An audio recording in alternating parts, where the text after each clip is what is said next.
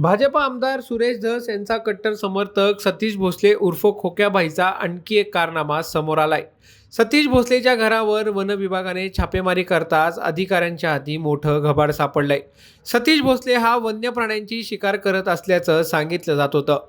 याच पार्श्वभूमीवर सतीश भोसलेच्या घरावर आज वन विभागाने छापेमारी केली। या छापेमारीतच सतीश भोसलेचे काळे धंदे उघड झालेत।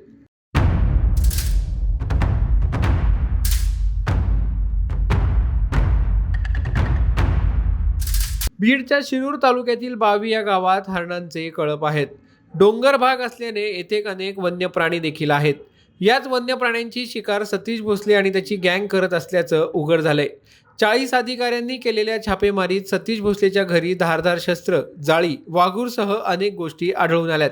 याच छापेमारीत प्राण्यांचे वाळवलेले मांस देखील आढळून आले। जिल्हा वन अधिकारी अमोल गरकळ यांच्या मार्गदर्शनाखाली 40 अधिकारी आणि कर्मचाऱ्यांनी आज सतीश भोसलेच्या घरावर धाड टाकली। त्यावेळी सतीशच्या घरातून प्राण्यांच्या शिकारीचं सामान आढळलं।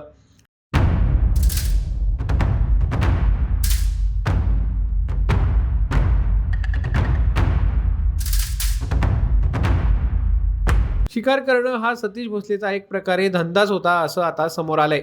याच शिकारीसाठी सतीश भोसलेने ढाकणे पिता पुत्रांना देखील मारहाण केली होती।